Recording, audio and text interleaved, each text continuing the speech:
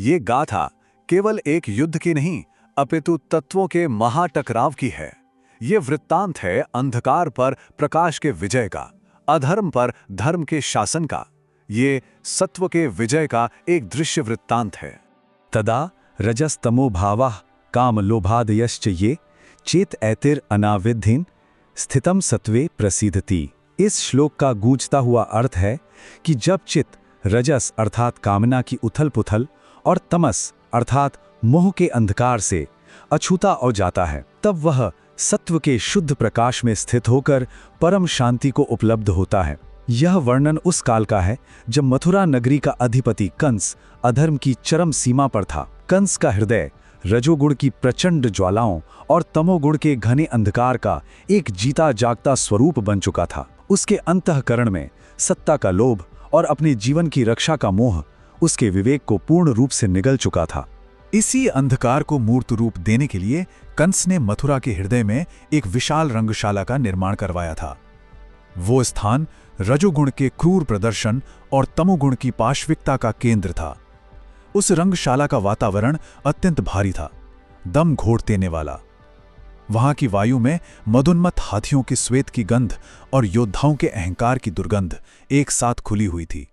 वो स्थान गुणों का अखाड़ा था और उसी अखाड़े के उच्चतम सिंहासन पर कंस स्वयं विराजमान था।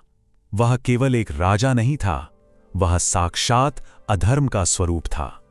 उसका प्रत्येक आभूषण, उसका प्रत्येक वस्त्र, उसके भीतर व्याप्त गहन अंधकार का ही एक बाहरी प्रतिबिंब था। देखिए उसके शरीर को, उसने मलिन लोहे और गहरे धूमिल कांसे से बना एक भारी वक्ष कवच धारण कर रखा था।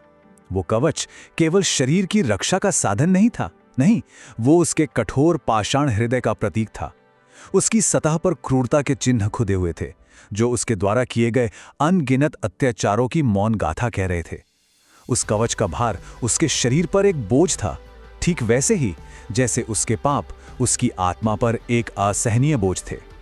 अब उसके मस्तक को देखिए, वो विशाल स्वर्ण मुकुट जो राजधर्म और ज्ञान का प्रकाश फैलाने के लिए होता है, वो अब प्रकाश नहीं फैला रहा था। वो अहंकार का एक भारी, एक भौतिक बोझ बन चुका था, जो उसके मस्तक को निरंतर नीचे झुकाए हुए था। उसका स्वर्ण भी अंधकारमय हो चुका था, जैसे उसकी सत्ता के अभिमान ने उसके विवेक के सूर्य को पूरी तरह ढक लिया हो। वो मुकुट राजधर्म का नहीं, राज अहंकार का प्रतीक था। और उसके ललाट के मध्य में लगा वो गहरा काला तामसिक तिलक उसकी विनाशकारी और भ्रमित बुद्धि की एक स्पष्ट उद्घोषणा कर रहा था। वो तिलक किसी दिव्यता का चिन्ह नहीं था, वो उसके भीतर व्याप्त तमोगुण के घने अभेद्य अंधकार का बाहरी प्रदर्शन था। वो एक ऐसा चिन्ह था जो चिल्लाकर कह रहा था कि यहां विवेक का नहीं, यहां केवल विनाश का वास है। किंतु उसी अंधकारमय रंगशाला में सहसा सत्व का उदय हुआ।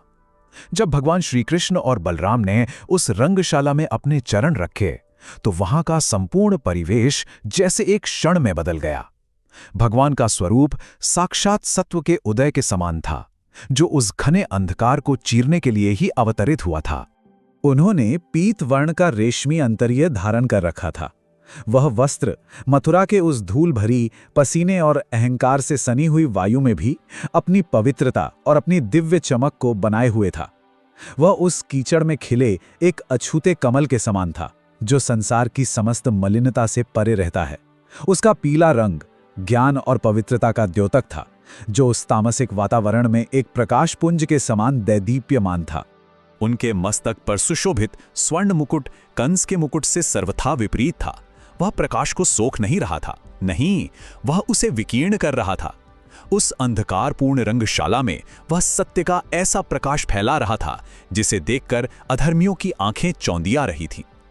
वह सत्ता का बोझ नहीं था, वह धर्म का तेज था, जो अंधकार को मिटाने के लिए स्वयं ही प्रकाशित हो रहा था। और भगवान के भाल पर लगा वो मलयज चंदन का सात्विक तिलक उस गर्म, आक्रामक और तामसी वातावरण को शीतल करने वाला एकमात्र आधार था। जहां चारों ओर क्रोध और भय की अग्नि धधक रही थी, वहीं ये तिलक शांति और शीतलता का केंद्र बिंदु था।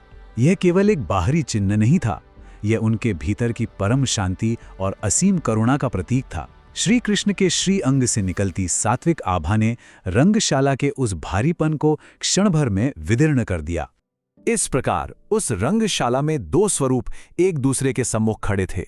एक ओर कंस, जिसका भारी अंधकारमय वक्ष कवच उसके पापों का बोझ था, जिसका मुकुट अहंकार का भार था और जिसका तिलक विनाश का प्रतीक था, और दूसरी ओर श्री कृष्ण, जिनका रेशमी अंतर्य पवित्रता का प्रतीक था, जिनका मुकुट सत्य का प्रकाश था और जिनका तिलक शांति का केंद्र था।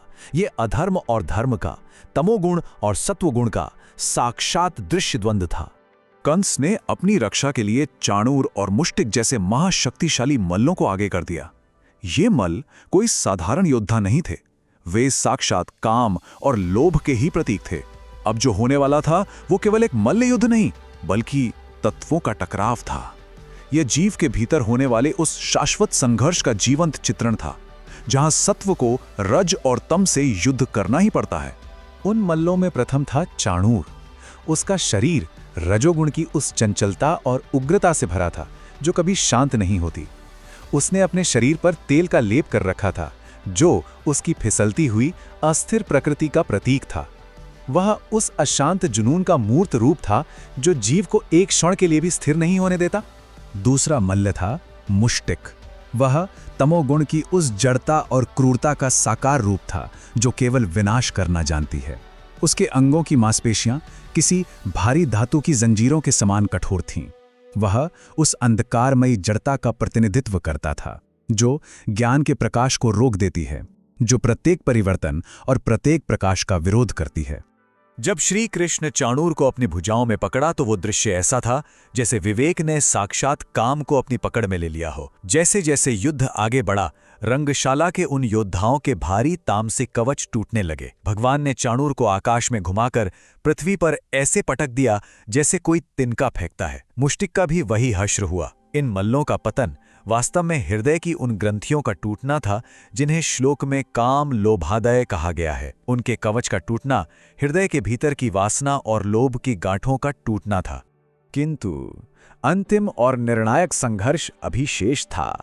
कंस, जो स्वयं उन समस्त विकारों का मूल था, वो क्रोध से कांपता हुआ अपने सिंहासन से कूद पड़ा। अब अधर्म का भौतिक स्वरूप स्वयं ही विघटित होने वाला था। वो श्री कृष्ण की ओर ऐसे झपटा मानो घना अंधकार सूर्य को निगल लेना चाहता हो। कंस ने अपनी मलिन और भारी तलवार निकाल ली। उसका वो स्वर्ण मुकुट पसीने और भय से डगमगा रहा था। तब भगवान श्री कृष्ण ने अपनी लीला के वेग को और तीव्र कर दिया। उन्होंने कंस की उस भारी धातु वाली तलवार को एक सूखे तिनके की भांति सहजता से तोड़ दिया, ये दर्शाते हुए कि भौतिक शक्ति का अहंकार दिव्य संकल्प के समक्ष कितना निर्बल होता है। भगवान ने उसके केश पकड़कर उसे ऊंचे मंच से नीचे भूमि पर गिरा दिया। कंस का वो भारी वक्ष कवच जब धरती से टकराया तो उसकी गूंज, उसकी प्रतिध्वनि संपूर्ण मथुरा में सुनाई दी। ये केवल धातु के गिरने की ध्वनि नहीं थी, ये एक युग के पतन का नाद था। ये अधर्म के सिंहासन के टूटने की ध्वनि थी। भगवान ने उस असुर के ऊपर चढ़कर उसे अपनी मुष्टिका का प्रहार किया और उस एक प्रहार के साथ ही कंस के भीतर का वो तामसिक अहंकार और उसकी जन्म जन्मांतरों की अविद्या सदा के लिए समाप्त हो गई। उसका वो तामसिक तिलक जो कभी उसकी शक्ति का प्रतीक था, अब मिट चुका था और अखाड़े के फर्श की साधारण धूल में विलीन हो चुका था। जैसे ही कंस का प्राणोत्क्रमण हुआ, मथुरा की वायु पुनः सात्विक आभा से सुवासित हो उठी। दमनकारी वातावरण शुद्ध हो गया था, अंधकार छंट चुका था और अब सत्व का आरोहण हुआ था। नैमिषारण्य की पावन सभा में बैठे ऋषियों ने इस गाथा के माध्यम से उस श्लोक के गहरे रहस्य को समझा। ऋषियों ने अनुभव किया कि कंस का पतन कोई बाहरी घटना मात्र नहीं थी, ये तो प्रत्येक जीव के भीतर बैठे आसुरी राक्षसों का पतन था। उन्होंने जाना कि मथुरा में जो शांति स्थापित हुई वो किसी राज्य की शांति नहीं, अपितु विकारों से शुद्ध हुए मन की परम शांति थी। उन्होंने समझा कि सच्चा वक्ष कवच लोहे या कांसे का नहीं, बल्कि सात्विक गुणों, रुद्राक्ष और दृढ़ संकल्प से बनता है। और अंत में उन्होंने यह भी जान लिया कि इस भव सागर से पार ले जाने वाला सच्चा रथ कोई वाहन नहीं, बल्कि स्वयं यह पवित्र कथा ही है। जब जीव निरंतर भगवान के स्मरण रूपी शस्त्र से अपने भीतर के इन शत्रुओं का वध करता है, तब उसका चित्त पूर्णता प्रसन्न हो जाता है, क्योंकि स्थितम सत्वे प्रसीदति, सत्व में स्थित होकर ही मन को परम शांति मिलती है।